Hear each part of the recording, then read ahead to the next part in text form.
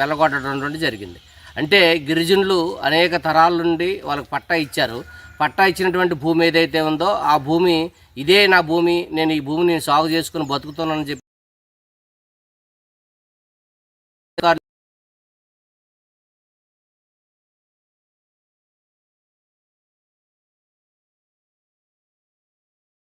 ఆయనటువంటి అధికారి గోపాలరావు కుటుంబ సభ్యులు ఎవరైతే ఉన్నారో ఆయనకి ఆగమేఘాల మీద నీ భూమిని నీకు చూపిస్తామని చెప్పేసి రాయకత్తకు సంబంధించినటువంటి పోలీసులు కానీ, కొత్తకోటకు సంబంధించిన పోలీసులు కానీ నర్సీపట్నం నుంచి 50 మంది కిరాయి మనుషులు తీసుకొని వచ్చి నిన్న బలవంతంగా ఆయన భూమి నుండి నెట్టేసి ఆయన భూమిని స్వాధీనం చేసుకుని ఆ పోలీసులు చేయడం జరిగింది. పోలీసులు వ్యవహరించినటువంటి తీరు చాలా తప్పు.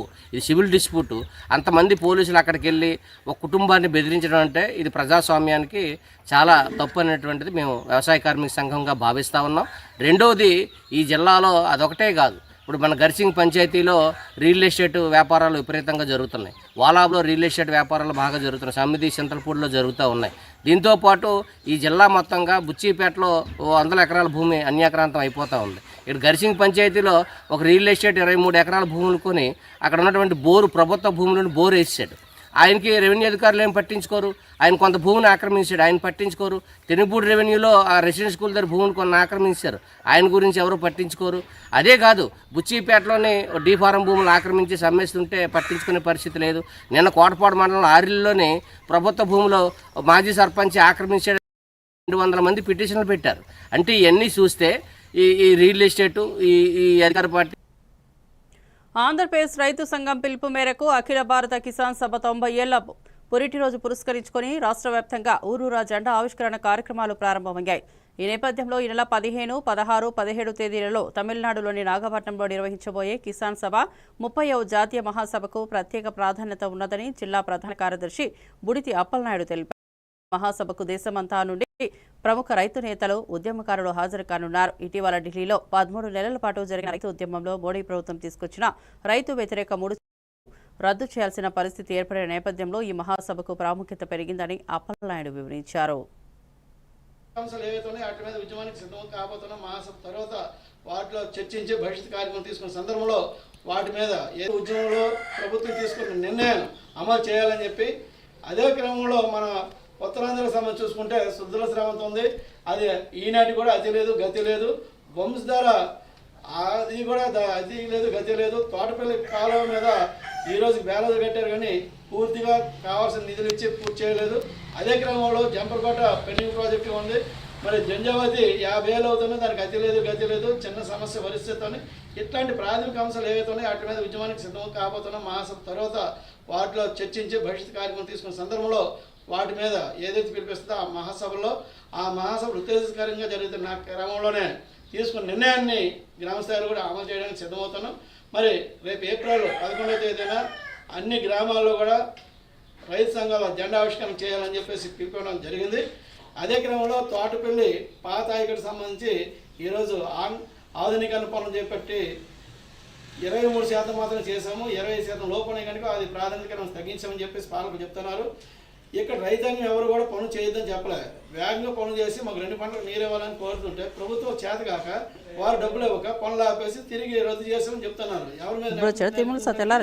అందుకనే ఆ ప్రాజెక్ట్ కావాల్సిన నిధులు ఇవ్వాలని చెప్పేసి, అదే క్రమంలో బ్యారేజీ కడుతున్న సమయంలో పాత బ్రిటిష్ వాడు ఇచ్చినట్టు 32,000 ఎకరాలకి 414 క్యూసెక్లతో ఒక డిజైన్ చేసిన తూముని బ్యారేజీ పెట్టారు. వాస్తవానికి బ్యారేజీ కట్టిన తర్వాత ఎడమ ప్రధాన కాలువ ద్వారా 64,000 ఎకరాలు నీరు ఇవ్వాలనుకున్నారు, డిజైన్ చేశారు. ఏమేమి అంటే మరి తోటపల్లి బ్యారేజీ కట్టిన తర్వాత తగినంత నీరు నదిలో నాగవాళ్ళు ఉండదు కనుక నారాయణపురం ఆనకట్ట మధ్య పిఠాపురం జర్నలిస్ట్ అసోసియేషన్ ఆధ్వర్యంలో ఉచిత మజ్జిగ పంపిణీ. కాకినాడ జిల్లా పిఠాపురం మున్సిపల్ కార్యాలయం పక్కన మార్కెట్ సెంటర్ వద్ద పిఠాపురం జర్నలిస్ట్ అసోసియేషన్ ఆధ్వర్యంలో ఉచిత మజ్జిగ పంపిణీ కార్యక్రమాన్ని Pithapuram print, electronic, digital media పాత్రికేయులు పెద్ద ఎత్తున నిర్వహించారు. మండే వేసవి తాపానికి తట్టుకోలేని ప్రజలకు శీతల ఉపశమనం కల్పించాలన్న మహత్తర ఉద్దేశంతో ఈ కార్యక్రమాన్ని చేపట్టారు. ఈ కార్యక్రమానికి ముఖ్య అతిథులుగా Pithapuram circle inspector G Srinivas మరియు గౌరవ అధ్యక్షులుగా కొండేపూడి శంకర్రావు విచ్చేశారు. వారు రిబన్ కట్ చేసి కార్యక్రమాన్ని ప్రారంభించారు. ఉంటుంది ఆ దాహం తీర్చాలనేటువంటి ఉద్దేశంతో అంటే మేము జర్నలిస్టులో అంటే సేవ చేస్తూ ఉంటాం అందరికీ అనేటువంటి ఉద్దేశంతో ఇవాళ అందరికీ కూడా మజ్జిగ ఏదో ఒకటి దానం చేయాలనేటువంటి ఉద్దేశంతో చేసేటువంటి దాంట్లో మంచినీళ్ళు మజ్జిగ ఇలాగా అంటే ఎవరికి మంచినీళ్ళు దొరకనటువంటి ఏరియాలో కూడా మంచినీళ్ళు దొరికేటట్టుగా చేయమైనటువంటి ఒక మంచి ఉద్దేశం. ఈ ఎండకి అనేటువంటిది ఎక్కువగా దాపం అవుతూ ఉంటారు, చాలామంది వడగాల్పులు కూడా కొడుతూ ఉంటారు. ఆ ఉద్దేశంతో వీళ్ళు ఇవాళ ఓపెన్ చేసి అందరికీ కూడా ఈ మజ్జిగ పంపిణీ చేయడం అనేటువంటిది మాకు చాలా సంతోషంగా ఉన్నది. మేమందరం కూడా అంటే మా పోలీసు తరఫున కూడా వీళ్ళందరికీ ధన్యవాదాలు తెలియజేస్తూ నమస్కారాలు తెలియజేస్తున్నాను. Thank you. నమస్కారం. ముఖ్యంగా ఈరోజు పిఠాపురం నియోజకవర్గ జర్నలిస్ట్ అసోసియేషన్ వారి ఆధ్వర్యంలో పిఠాపురంలో మార్కెట్ సెంటర్లో ఈ మజ్జిగ పంపిణీ కేంద్రం ఏర్పాటు చేయడం చాలా అభినందించిన విషయం. ఎందుకంటే కేవలం విషయాలను ప్రజలకు తెలియజేయడమే కాకుండా మజ్జిగ పంపిణీ కార్యక్రమం జర్నలిస్టు సోదరులందరూ కలిపి మజ్జిగ పంపిణీ కార్యక్రమం చేయడం జరిగింది.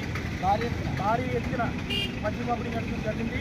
అలాగే ఈ పిఠాపురం నియోజకవర్గం జర్నలిస్టుల అసోసియేషన్ తరఫున పిఠాపురం నియోజకవర్గం 3 మండలాల్లోని కూడా ఇదే కార్యక్రమం కొనసాగుతుంది. ఈ కార్యక్రమానికి ముఖ్య అతిథిగా మనకి పిఠాపురం సర్కిల్ సిఐ గారు అలాగే మన గౌరవ అధ్యక్షులు శంకర్రావు గారు రావడం జరిగింది. అందరికీ నమస్కారం. ఈరోజు మా పిఠాపురం జర్నలిస్ట్ అసోసియేషన్ పీజీ ఆధ్వర్యంలో మా జర్నలిస్ట్ మిత్రులు అందరం కలిసి ఈ ఉచిత మజ్జిగ పంపిణీ కార్యక్రమాన్ని చేపట్టాము.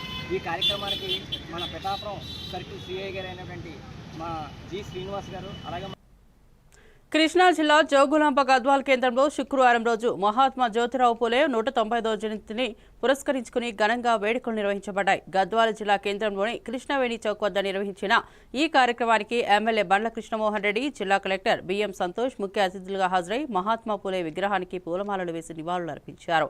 ఈ సందర్భంగా ఎమ్మెల్యే మాట్లాడుతూ మహాత్మా జ్యోతిరావు పూలే అన్ని విధాలుగా అణచివేతకు గురైన బడుగు బలహీన వర్గాల ప్రజలకు నూతన ఆశలు నింపిన మహానుభావుడని కొనియాడారు.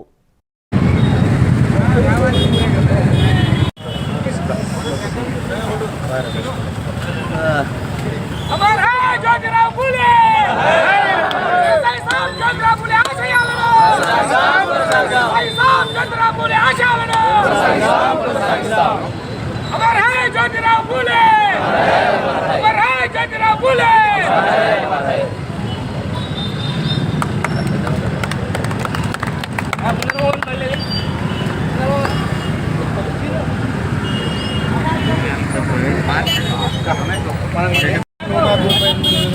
జయంతి సందర్భంగా జ్యోతిరావు ఫుల్లే ఆశయాలను నెరవేరుస్తూ అందరూ కూడా ఆ ఆశయాలను ప్రభుత్వ పరంగా అన్ని రకాలుగా ఆ ఆశయాలు నెరవేర్చే విధంగా ప్రభుత్వాలు పనిచేయాలని కోరుకుంటూ జ్యోతిరావు ఫుల్లే 198వ జయంతి సందర్భంగా అందరూ కూడా ప్రజలకన్నా మా దగ్గర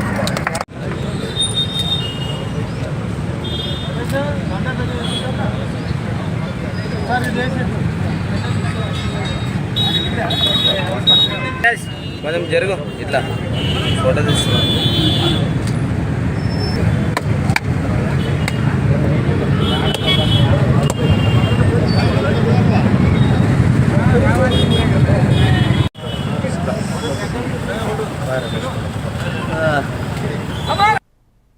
గద్వాల జిల్లా కేంద్రంలోని కృష్ణవేణి చౌక్ వద్ద మహాత్మా జ్యోతిరావు పూలే 198వ జయంతి వేడుకలు శుక్రవారం రోజున ఘనంగా నిర్వహించారు. ఈ కార్యక్రమంలో కాంగ్రెస్ పార్టీ గద్వాల నియోజకవర్గ ఇన్ఛార్జ్ సరిత పాల్గొని మహాత్మా పూలే విగ్రహానికి పూలమాలలు వేసి ఘనంగా నివాళులర్పించారు.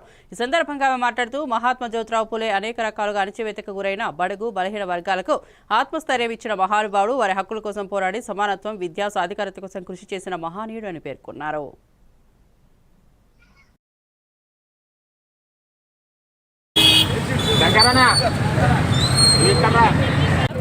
ఈరోజు బహుజన బిడ్డ అయిన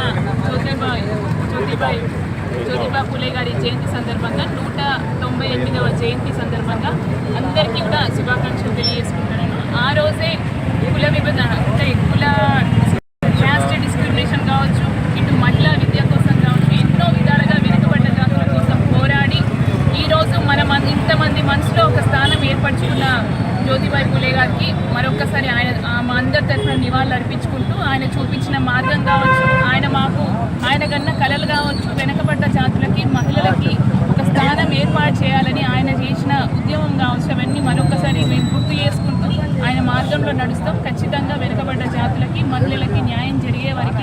మేమందరం ఒకటై ఆయన మార్గంలో నడుస్తూ స్ఫూర్తిగా తీసుకొని ముందుకు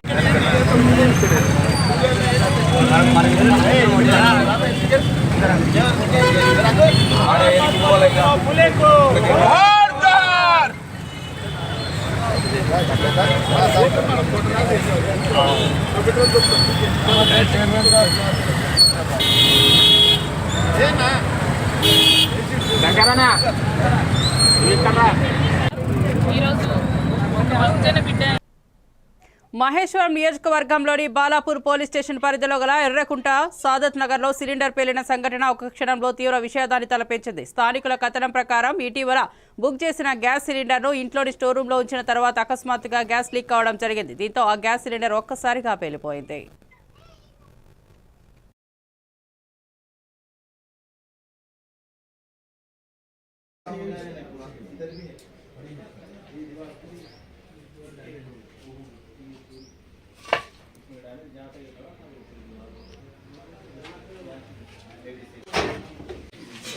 बोला तो कई कंपनी देखो करीम भाई ये आप इतना दिए थे करीम भाई को बुलाओ जरा अब जब थोड़ी गैस तो किचन पकाने बनाई अब वो खत्म के वजह में ये मंगा के रखी थी। मैंने पर्सनली इससे पहले भी मैं बोला था आप चेंज कर देते देखिए याद है ना एक बार जो है मेरे कने भी आया खुद मेरे घर पे पेमेंट मिल गया था मोबाइल नंबर जरा देखते से आप जरा ये दूसरे घरों में तुम्हारा जी है ना ये चेक करके देना तुम्हारा काम है।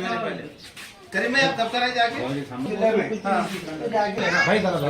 सील बनी चाहिए उसको फिर भी सील खोले तो वो मालूम मुझे आ नहीं आ रही नहीं नहीं अब फ्री खोले हुए हैं बोले तो अलग बात है फ्री में खोले नहीं चाहिए ऐसा लाए वैसा रखिए वाचर का प्रॉब्लम है तो सील खोले बाद में वो आती मालूम होता सिलिस नहीं खोले तो वो कैसा मालूम होगी 15 मिनट पहले वो आए बोनी आती कहते बोना पास मोबाइल नंबर क्या है तो गैस बुक कर दो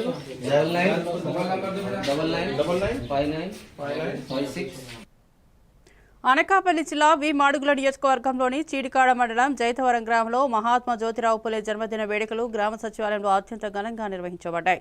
ఈ వేడుకల్లో సచివాలయం ఉద్యోగులు పాలుపంచుకుని మహాత్మా పూలే చిత్రపటానికి పుష్పాంజలి అర్పించి ఆయన ఆశయాలను స్మరించుకున్నారు. ప్రతి ఉద్యోగి ఆయన ఆదర్శంగా తీసుకుని వారి సేవలలో సామాజిక బాధ్యతను చాటుకుంటున్నట్లు పేర్కొన్నారు.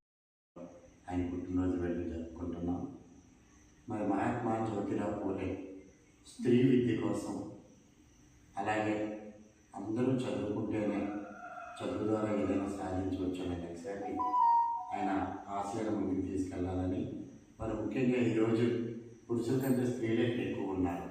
అంటే ఈరోజు స్త్రీలు చదువుకోవడానికి, స్త్రీలు ఉద్యోగం చేయడానికి, స్త్రీలు అన్ని రకాలుగా ఉండటానికి, ఆ రోజుల్లో స్త్రీ విద్యను ప్రోత్సహించడానికి ముందుగా ఎవరైనా స్త్రీలు చదివిద్దామంటే సూత్రులు మీరు చదవకూడదు, చేయకూడదని నిర్బంధించారు. కానీ స్వయంగా తన భార్య జ్యోతిరావు పూలేనే స్త్రీ విద్యను ఆరంభించి ఈ భారతదేశానికి మొట్టమొదటి ఉపాధ్యాయులు ఎవరైనా ఉన్నదంటే మహాత్మా సావిత్రిబాయి పూలే, మరి జ్యోతిరావు పూలే భార్య. అప్పుడు తన భార్యను చదివించి తన భార్య ద్వారా స్కూల్ పెట్టి అలాగే అనేక రకాలుగా ఈరోజు మన స్త్రీలు కానీ మహిళలు కానీ అందరూ చదువుకొని ఉన్నతమైన స్థితికి వచ్చారంటే దానికి కారణం జ్యోతిరావు పూలే. మరి అంబేద్కర్, డాక్టర్ బాబు జగజ్జీవన్ వాళ్ళు కూడా దళితులైనప్పటికీ వాళ్ళకి కూడా చదువు అవసరమని వాళ్ళని ప్రోత్సహించి ముందుకు నడిపించిన గొప్ప సంఘ సంస్కరణకర్త ఎవరైనారంటే ఆయన మహాత్మా జ్యోతిరావు పూలే. మరి అటువంటి వ్యక్తి పుట్టినరోజు వేడుకలు ఇక్కడ జరుపుకోవడం చాలా సంతోషం. ఆయన ఆశయాలను, ఆయన హక్కులను, ఆయన కోరికలను మనం ముందుకు తీసుకెళ్ళాలి. జిల్లా కలెక్టరేట్లోని సమావేశ మందిరంలో జిల్లా వెనుకబడిన కులాల సంక్షేమ శాఖ ఆధ్వర్యంలో మహాత్మా జ్యోతిబాపులే 199వ జయంతి వేడుకలు ఘనంగా నిర్వహించబడ్డాయి. ఈ కార్యక్రమానికి ముఖ్య అతిథిగా జిల్లా కలెక్టర్ ఆదర్శ్ రూబీ హాజరై అదనపు కలెక్టర్ జి వెంకటేశ్వర్లు మరియు ఆర్డీఓ సుబ్రహ్మణ్యంతో కలిసి మహాత్మా జ్యోతిబాపులే చిత్రపటానికి పూలమాలలు వేసి ఘనంగా నివాళులు అర్పించారు. ఉద్యమాలకు భిన్నంగా సామాజిక న్యాయం ధ్యేయంతో కొనసాగిన మరో ప్రత్యామ్నాయ తరహా ఉద్యమాన్ని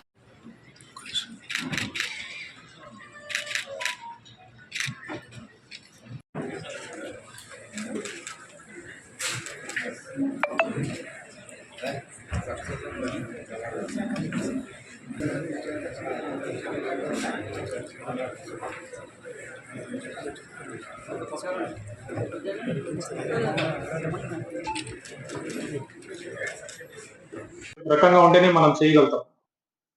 సో చాలా మందికి తెలియకపోవచ్చు, పూణే అప్పుడులో కూడా పూణే సిటీ అనేది ఒక మున్సిపాలిటీగా ఉండేది. సో ఇందాక నేను ఈ మీటింగ్ వచ్చే ముందు జస్ట్ ఒకసారి చదువుకుంటా ఉంటే, పూలే గారు పూణే మున్సిపాలిటీలో కూడా కమిషనర్గా పనిచేసినారు. అంటే అప్పుడు కౌన్సిల్ మెంబర్ని కమిషనర్గా అనేవారు. అలా పనిచేసినారు. కొన్ని గవర్నమెంట్కి కాంట్రాక్ట్ వర్క్స్ చేసి సోషల్ జస్టిస్ చేయాలంటే అంబేద్కర్ గారు కూడా వారి యొక్క ఎస్ఎస్ కేవలం ఒక వర్గానికి చెందిన వారు అనుకోకుండా వాళ్ళు చేసిన పనులు చాలా ఉన్నాయి. అప్పుడులో సతీ అనేది బాగా ప్రివిలెంట్ ఉంది. సో ఎవరైతే మనకి అప్పుడున్నంత హెల్త్ పరంగా కూడా అన్ని మంచిగా మనకు ఉండేవారు. లైఫ్ ఎక్స్పెక్టెన్సీ కూడా ఒక 40 సంవత్సరాలు 50 సంవత్సరాలు జీవిస్తేనే చాలా ఎక్కువ అప్పుడు సమాజంలో. సో త్వరగా చనిపోయేవారు. సో ఎక్కువ విడోస్ అనే వాళ్ళు ఎక్కువ ఉంది. సో వాళ్ళు మళ్ళీ రీమ్యారీ చేసుకోవాలి. ఎవరైనా ప్రెగ్నెంట్ ఉమెన్ నుండి వాళ్ళ హస్బెండ్ చనిపోతే మళ్ళీ వాళ్ళు సతీ చేసుకోకుండా వాళ్ళకి డెలివరీస్ చేయించాలి. ఇవన్నీ కూడా పూలే గారు. ఈ రెండవది మన మహాత్మా జ్యోతిబా పూలే గారు అంటే వారి జీవితమే ఒక మెసేజ్ లాగా. ఒకసారి గాంధీ గారిని ఒక జర్నలిస్ట్ అడిగినారు, ఆ మెసేజ్ అని చెప్పినారు. సో ఈ మహాత్ముల యొక్క జీవితమే ఒక స్ఫూర్తి లాగా, మన ఒక మెసేజ్ లాగా మిగిలిపోయింది. సో చాలా మంది నాకంటే ముందు మాట్లాడి చాలా మంచి మంచి విషయాలు చెప్పారు. ఒక జయంతి అంటే కేవలం మనం జేజేలు చెప్పి వెళ్ళిపోవడం కాదు, ఒక మూర్తి పెట్టడం కాదు. మనం వాళ్ళ జీవితాన్ని ఒక స్ఫూర్తిగా తీసుకొని మన జీవితంలో కూడా వారు చేసిన పనులని, వాళ్ళు రాసిన కవితలని, వాళ్ళు రాసిన బుక్స్లని చదువుకుంటే మనకు కూడా అర్థమైపోతుంది. అండ్ చాలా కరెక్ట్గా మన టీచర్ గారు కూడా చెప్పినట్టు ఒక సమాజానికి చెందిన వాళ్ళు కాదు వీళ్ళందరూ మహనీయులు. ఎవరు వెళ్ళినా కూడా అంబేద్కర్ గారు కూడా చాలా మంది. హైదరాబాద్ కోటిలోని వైఎంఐఎస్ హాల్లో అఖండ భారత సంఘర్షణ సమితి మరియు టైగర్ నరేంద్ర సేవాదళ్ ఆధ్వర్యంలో అలే నరేంద్ర స్మారకోపన్యాస మరియు వక్స్ చట్టం ఓ చారిత్రక ఘట్టంపై సంభాషణ జరిగింది. ముఖ్య అతిథిగా రాజ్యసభ సభ్యులు డాక్టర్ కె లక్ష్మణ్ హాజరయ్యారు. రాజకీయ విశ్లేషకులు డాక్టర్ పి భాస్కర్ యోగి మరియు ఎన్హెచ్టీవీ చైర్మన్ శ్రీ ఏ సాయికృష్ణ వక్స్ చట్టంపై మాట్లాడారు.